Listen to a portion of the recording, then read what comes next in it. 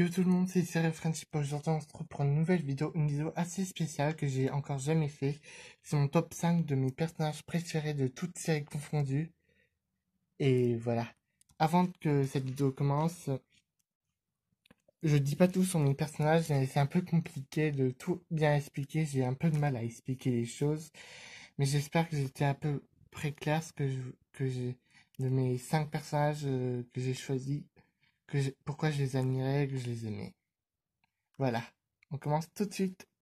Bon, je mettrai à la 5e place de mes personnages préférés Alita, car c'est mon premier personnage que j'ai aimé de toutes mes séries que je connais. C'était la première personne, je sais plus comment dire quel mot, mais c'était mon personnage préféré quand j'étais enfant. Alors il faut bien que je la mette dans les 5 premiers, je la mets en 5e position. Bon, les points positifs, j'ai bien aimé ce personnage qui découvre tout, mais c'était un peu trop rapide. Bon, il y a eu 2 saisons pour développer ça, mais dans la saison 3, c'est encore un peu...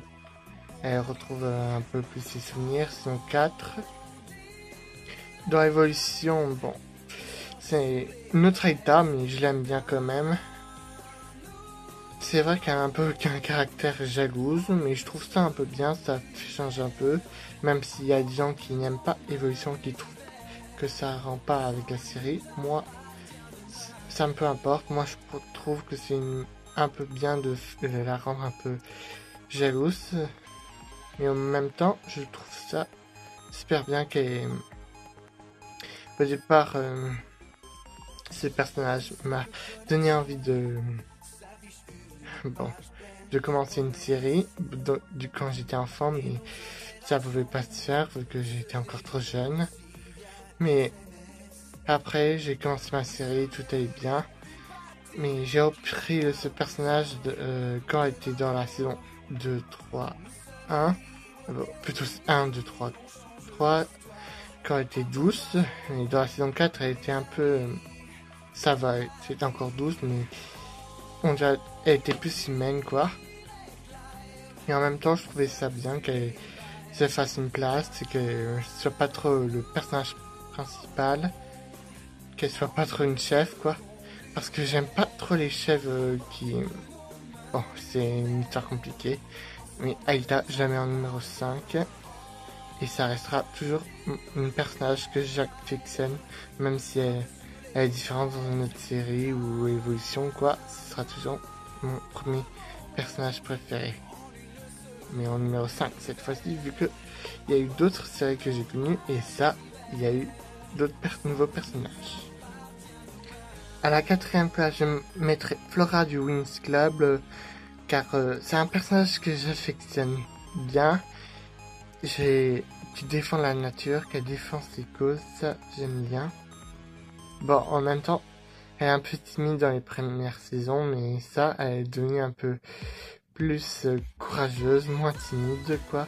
Mais elle est encore un petit peu timide des fois, même dans World of Winx, ça se voit un peu dans les premiers épisodes. Mais sinon, Flora, au niveau Winx, je l'aime bien. Je la trouve douce. Moi, bon, c'est un petit peu personnel, mais je fais un truc pour protéger la nature. Du coup, ça me rapproche un peu plus de Flora. Elle aussi, elle protège la nature. C'est pour ça que je la mets en numéro 4. Mais en même temps, il y a des défauts que je pourrais lui trouver. Je sais pas, un peu... C'est un peu compliqué de dire, vu que ça fait très longtemps que j'ai pu regarder Winx Club ou World of Winx, mais surtout j'aime bien elle est un peu courageuse dans les dernières saisons. Enfin, je me souviens plus trop des saisons alors, mais en même temps elle est courageuse en tout cas dans la saison 6, 7 ça passe, et World of Winx ça passe. La 8 je sais pas, j'ai pas lu en entier. Enfin, j'attends que la saison 8 soit en VF pour mieux comprendre et mieux voir. Non, transformé, j'aime bien sa tenue. Toute cette tenue transformée, bon, il y a quelques exceptions. Mais sinon, Flora, je l'aime bien. Et je suis content de l'avoir pris de toutes les collections que je connais, en Butterflix, Mythix, Dreamix et Onirix et Glamour Friends, les 5 que j'ai. Mais en même temps, j'aimerais bien pouvoir continuer ma collection fera. Bon, du coup, je la mettrai en numéro 4, pardon. Bon. En numéro 3, je mettrai un personnage de SAO, Sword Art Online, Yu-Gi-Oh, qui est un de mes personnages que j'ai préférés. Bon, j'avais hésité entre Yu-Gi-Oh ou Asuna, mais j'ai choisi Yu-Gi-Oh, car c'est un personnage que j'affectionne beaucoup. Bon, c'est un peu comme Aïta qui apprend plein de choses aux côtés de Kirito. Et ça me fait un peu penser à elle, mais je trouve ça un peu dommage qu'il soit mort dans le dernier épisode. Mais on le revoit un peu dans War of Underworld. Mais j'espère que dans le prochain arc, ce sera comme dans les livres. Donc moi je spoil pas trop. Mais c'est des petites théories, on sait pas. Mais sinon, Joe, j'aime bien ce personnage. C'est un bon personnage, dommage qu'il ne soit pas encore... Bon, comme je l'ai dit, il soit mort. Mais j'espère vraiment que... Attends. Bon, sinon, au niveau de ce personnage, j'ai dit que j'aimais bien. Il est un peu, au départ, timide. Il sort quand il est enfant. Mais là, il devient un peu plus courageux aux côtés de Kirito. Mais ça va. Il a un bon caractère au niveau... il est sympathique. Bon. Au niveau... J'aime bien son histoire. Il veut retrouver son amie d'enfance qui a été enlevée parce que elle a été punie injustement. Et ça, je trouve ça bien. Il s'est donné un objectif à atteindre. Et c'est grâce à l'aide de Kirito qui a pu se libérer et continuer sa quête pour retrouver Alice. Et c'est grâce à tout ça qu'il a pu devenir le duo que je connais bien. Mais encore. Et en plus, on voit beaucoup ce personnage dans la première partie de Alicization, mais dans War of Underworld, il n'est plus trop là, on voit juste son esprit, mais au moins c'est sympa de le revoir quelques scènes. Je trouve ça un peu dommage qu'il soit mort parce qu'il y avait plein de jeux vidéo où il était encore vivant, où il connaissait un peu plus le vrai Kirito, même si c'est un peu dommage quand même. Ensuite, voilà tout ce que j'ai à dire. J'aurais bien aimé qu'il soit encore en vie, mais on verra peut-être, je sais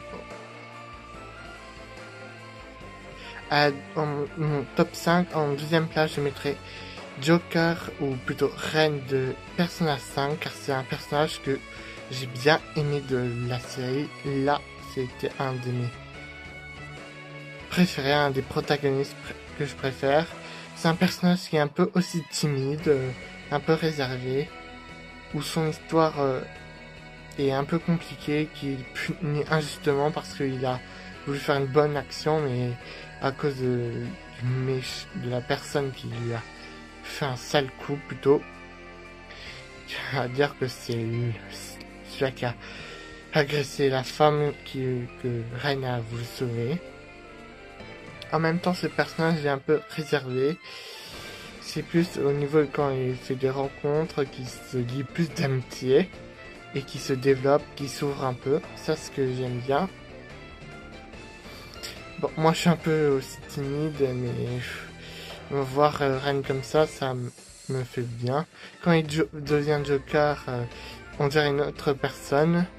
Quelqu'un qui est pour la bonne cause, qui veut changer à tout prix les gens qui sont mauvais en gens bien. Ça, ce qui est super sympa. Ensuite, bon, qu'il soit le seul à avoir plein de nouveaux personnages, ça me dérange pas trop.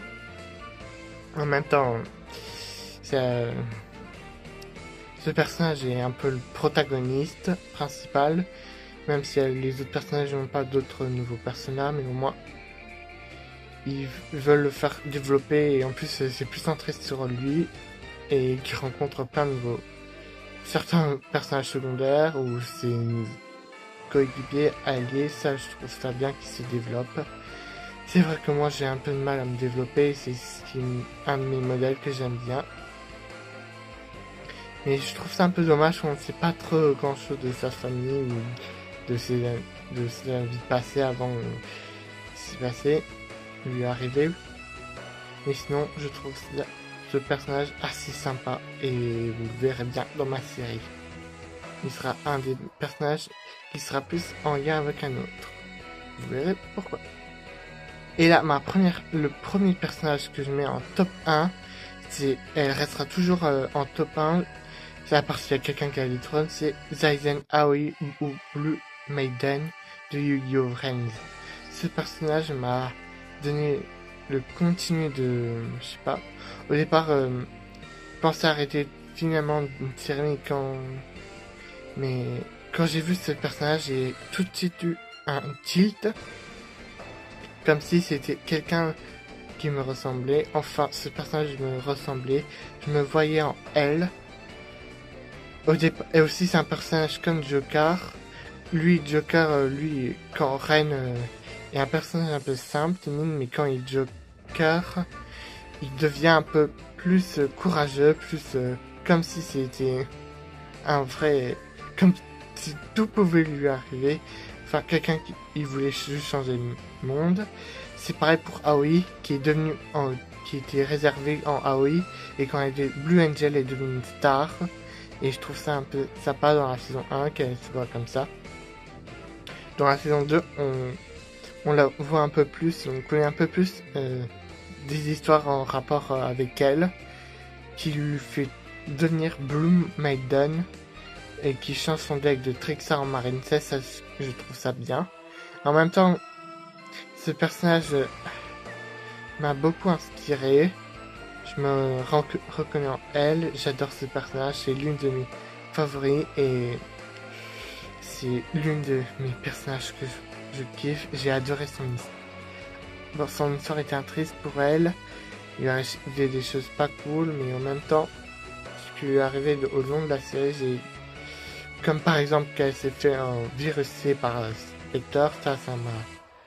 Au départ, je connaissais pas trop ce personnage, mais quand j'ai plus vu la série, quand elle a perdu contre Spectre, là j'ai eu un choc, et quand elle a disparu, là je pouvais plus... Là j'étais triste, quoi. Même quand elle a perdu contre Bowman, mais ça, entre Spectre et Bowman, je préfère plus sa défaite qui était contre Bowman, parce que Spectre, lui, il a complètement détruit, et Bowman, lui, il l'a admiré, qui lui a donné son courage, ça ce qui est bien. Mais dans la saison 3, quand on a perdu contre Ai, bon, je savais qu'elle allait pas mourir, même en même temps quand Ai a dit qu'elle voulait la faire souffrir en faisant disparaître son frère, je crois plus c'était en plus pour que, en fait, parce qu'en même temps Aoi était plus lié à quoi, et comme si Ai avait supprimé Aoi, c'est comme s'il supprimait un être cher à Aqua, et ça, je voulais pas trop voir ça. Mais en même temps, ce personnage Aoi me fait un peu penser, et super sympa, je l'aime bien. En même temps, quand j'ai vu Joker de Persona 5,